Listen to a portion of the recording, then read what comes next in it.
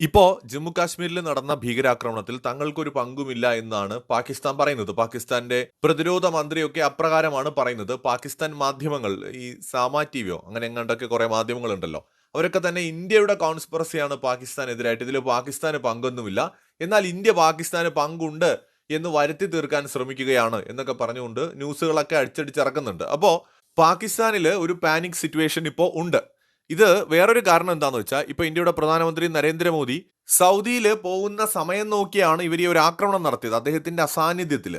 അപ്പോൾ അദ്ദേഹം എന്ത് ചെയ്തു എന്ന് വെച്ചാൽ, അവിടെ നിന്ന് പെട്ടെന്ന് തന്നെ തിരിച്ചു വന്നു, ആ യാത്ര വെട്ടിച്ചുരുക്കി തിരികെ എത്തി.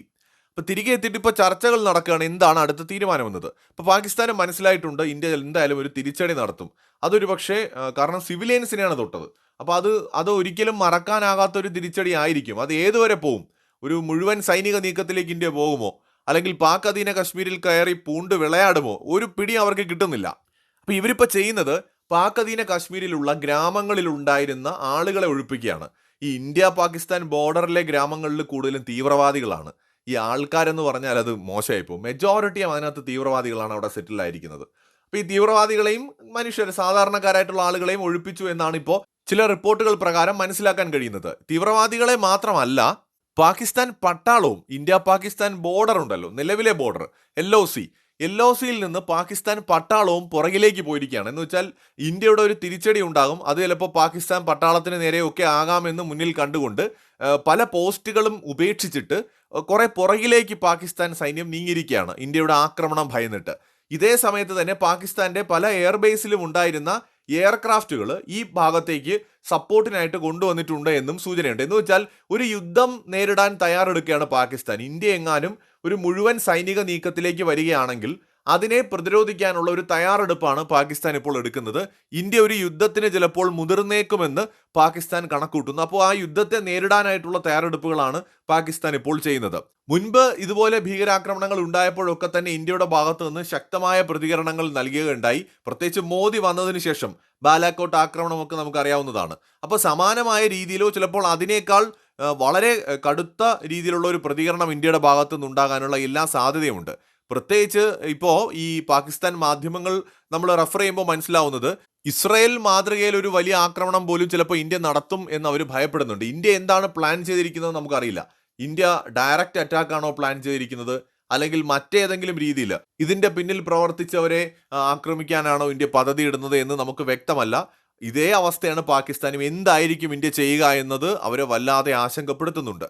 ഇന്ത്യൻ ഗവൺമെന്റിനെയും മിലിറ്ററിയെയും സംബന്ധിച്ചിടത്തോളം ഇന്ത്യക്കാരായിട്ടുള്ള മനുഷ്യർക്ക് തീർച്ചയായും ബോധ്യമാകുന്ന ഒരു പ്രതികരണമാണ് ഇന്ത്യയിൽ നിന്ന് ഉണ്ടാകേണ്ടത് എന്ന് അവർക്കും അറിയാം. സോ അതുകൊണ്ട് തന്നെ നമുക്കറിയില്ല ഇത് എങ്ങനെയായിരിക്കും ഇനി മുന്നോട്ട് പോകാന്നുള്ളത്. വലിയ ആശങ്കയുണ്ട്. കാരണം ഇന്ത്യയുടെ ഭാഗത്ത് നിന്ന് ഒരു വലിയ ആക്രമണത്തിലേക്ക് പോകുമോ, അങ്ങനെ പോയി കഴിഞ്ഞാൽ അതൊരു വലിയ യുദ്ധത്തിലേക്ക് നീങ്ങുമോ, അത്തരം സാഹചര്യങ്ങളെല്ലാം നിലവിലുണ്ട്. കാരണം ഇന്ത്യയിൽ വലിയ രീതിയിലുള്ള പ്രഷർ ഗവൺമെന്റിന്റെ മേലുണ്ട്. കാരണം നമുക്ക് ഒട്ടും സഹിക്കാൻ പറ്റുന്ന കാര്യമല്ല ഇത്. എല്ലാ പരിധികളും ലംഘിച്ചിരിക്കുകയാണ് ഇപ്പോൾ. നമ്മുടെ ടൂറിസ്റ്റുകൾ പീസ്ഫുൾ ലൈഫ് ആസ്വദിക്കാനായിട്ട്, അല്ലെങ്കിൽ ജീവിതത്തിലെ നല്ല നിമിഷങ്ങൾ സ്വപ്നം കണ്ടുപോയ മനുഷ്യരെയാണ് കൊന്നു തള്ളിയത്.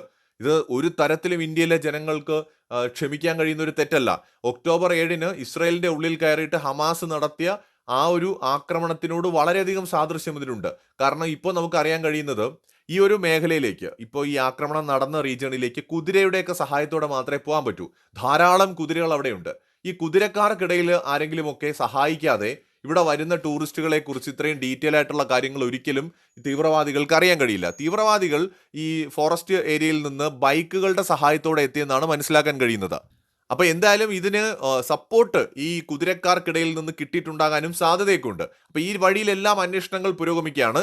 6-7 ഒക്കെ തീവ്രവാദികൾ ഉണ്ടായിരുന്നിരിക്കാം. മറ്റത് ഇപ്പൊ ഇസ്രായേലിൽ ഒക്ടോബർ 7-ന് നടന്ന എങ്ങനെയാണ്, പാരച്യൂട്ടിലും മറ്റുമൊക്കെ വന്നിറങ്ങി ആക്രമിച്ചു. ഇവിടെ മോട്ടോർ സൈക്കിളിൽ വന്നു. വളരെ സ്ട്രോങ് ആയിട്ടുള്ള സുരക്ഷാ സംവിധാനങ്ങളൊക്കെ ഇന്ത്യ ഇവിടെ ഒരുക്കിയിട്ടുണ്ട്. പക്ഷെ എന്നാലും ഈ പറഞ്ഞ പോലെ തീവ്രവാദികൾ എന്ന് പറയുമ്പോൾ ഒരുപാട് പരീക്ഷണങ്ങൾ അവർ നടത്തുകയാണ്. എന്ന് വെച്ചാൽ ഒരുപാട് അറ്റംപ്റ്റ് നടത്തുകയാണ്. ഒന്നിനു പുറകെ ഒന്നായിട്ട് അവരിങ്ങനെ പരിശ്രമിച്ചുകൊണ്ടിരിക്കുകയാണ്. അവരുടെ ഓരോ അറ്റംപ്റ്റും ഇന്ത്യ തകർത്തുകൊണ്ടിരിക്കുകയാണ്. ഈ തകർക്കുന്നതൊക്കെ ചെറിയ ചെറിയ വാർത്തകളായിട്ട് ഒതുങ്ങും, നമ്മൾ വലിയ രീതിയിൽ ചർച്ചയാവില്ല.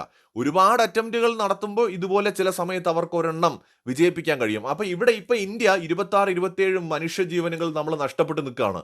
ഇന്ത്യ ഇസ്രായേൽ നൽകിയ പോലത്തെ ഒരു മറുപടി ഈ പാക് അധീന കശ്മീരിലെ തീവ്രവാദികൾക്ക് ഇന്ത്യ നൽകും എന്ന ഭയം പാകിസ്ഥാനുണ്ട്. അവരതുകൊണ്ട് തന്നെ ഒരു യുദ്ധത്തിന് തയ്യാറെടുക്കുകയാണ്. ഇന്ത്യയുടെ ഭാഗത്തു നിന്ന് അടുത്ത നീക്കം എന്താണെന്ന് നമുക്കറിയില്ല. ഇത് സംബന്ധിക്കുന്ന കൂടുതൽ അപ്ഡേറ്റുകൾ തീർച്ചയായിട്ടും വരും. അപ്പോൾ മറ്റൊരു വീഡിയോയുമായി വീണ്ടും വരാം. ബൈ.